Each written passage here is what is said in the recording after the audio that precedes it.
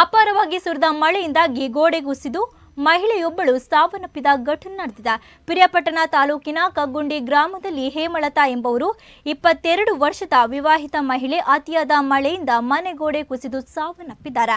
ಅದೃಷ್ಟವಶಾತ್ ತನ್ನ ಕೈಯಲ್ಲಿ ಇದ್ದ 2 ವರ್ಷದ ತನ್ನ ಮಗುವನ್ನ ಹೊರಗೆ ಎಸೆದು ಮಗುವಿನ ಪ್ರಾಣ ಉಳಿಸಿ ತಾಯಿ ಸಾವಿಗೀಡಾಗಿದ್ದಾಳೆ.